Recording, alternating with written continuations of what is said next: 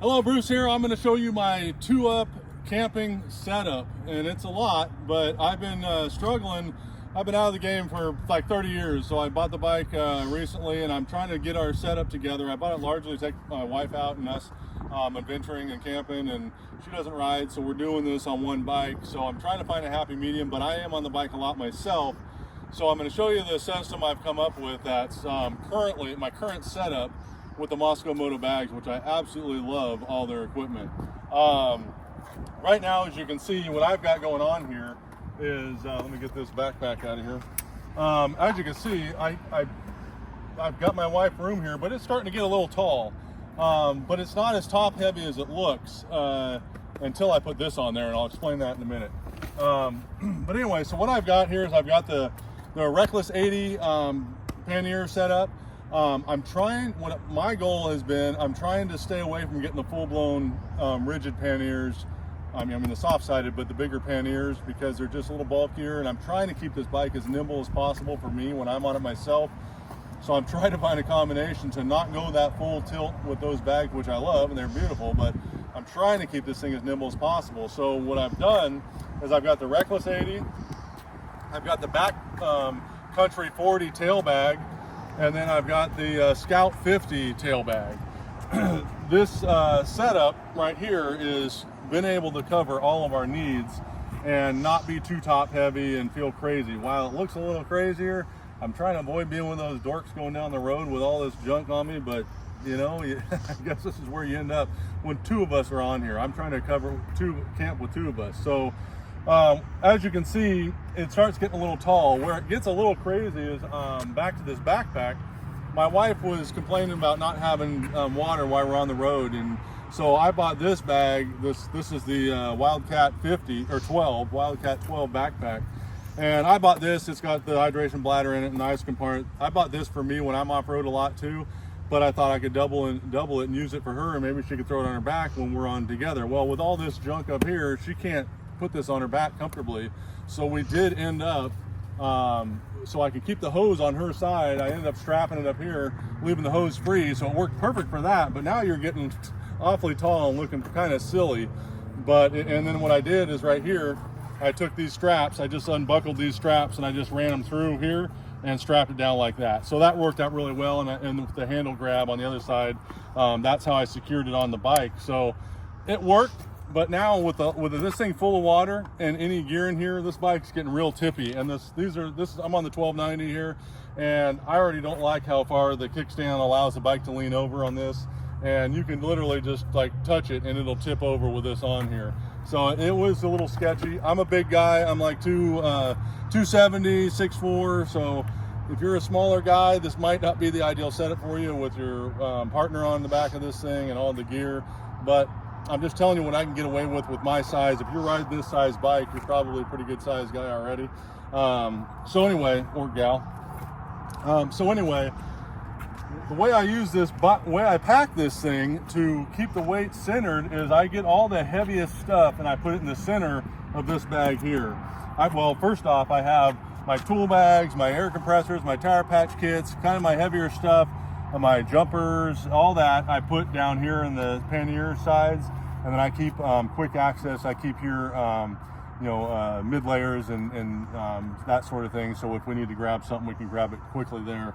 But anyway, I keep all the heavier stuff down here. I've got fuel bottles down here on the bottom of this guy, so that keeps the heavier stuff low. Then as I get to this bag, I put all my heavier stuff, my camping gear, stoves and fuel and all that jazz, the heaviest of my camping gear setup, we put right in the center of this, and then we'll put our clothes and some lighter stuff out the sides of this. Once we get to this bag, I really like this bag. This is more bulletproof. This doesn't have this big protective coating on it, but we use this when we're on the road. This isn't when we're off-roading. This I can actually off-road with when I'm by myself, no problem. I don't think twice about it. But when I have my wife with me and we're packing for two, it takes both these bags. And so I have a sleeping bag on each side.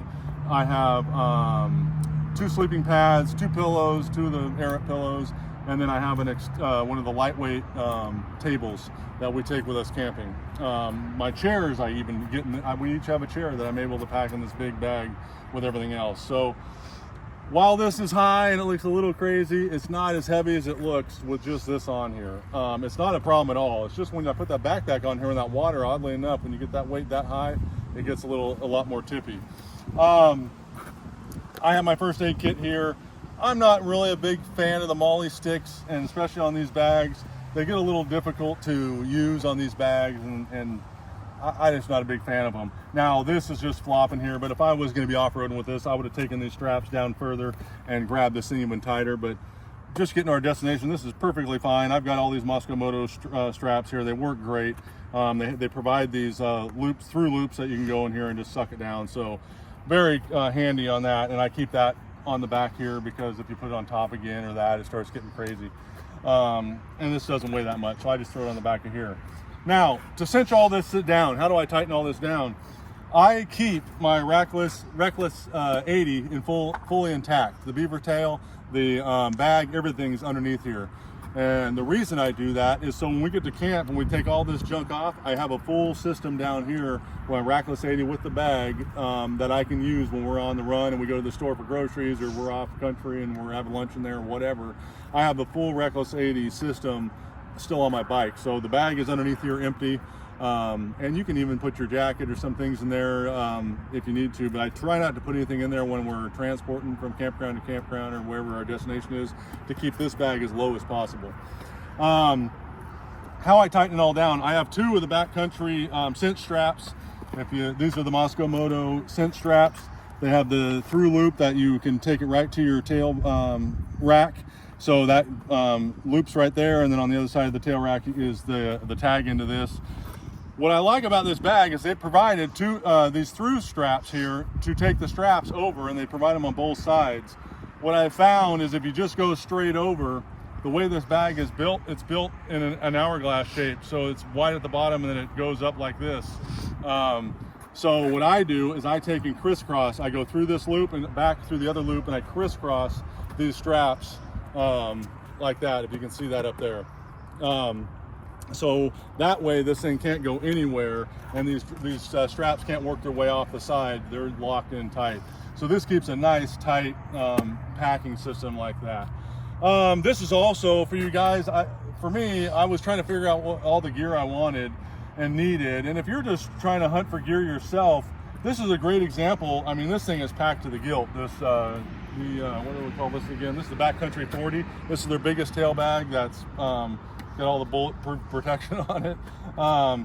And you can see it compared to the Scout 50. This is kind of a great comparison because a lot of guys are trying to decide between these two bags, which one they should get. I would suggest this one if you're doing a lot of off-road. It's all built for that. This doesn't have that outer protection, but it's really tough, but it's great for on the highway. So I've taken this bag. When I don't use this bag, I have property out of town that I'm remodeling stuff. I'll take this bag, throw my clothes in there, and just put it right on top of my Reckless 80 and get rid of this bag. And then so it gives me a lot of latitude having these two bags. I love them both for what they are, and then we use them both together when we're two up camping. So that is about the setup. I don't think there's anything else to say other than I absolutely love this gear. Yeah, that's about it. I wanted to show you my two-up system. It is a little tall. If you're a bigger guy and your wife's a little smaller, she could do just fine. We're probably pushing the limit of this bike, but you know, that's what I bought it for. So anyway, hope that helped. The video helped you guys. You guys have a blessed day, and we'll see you on the next one. Bye-bye.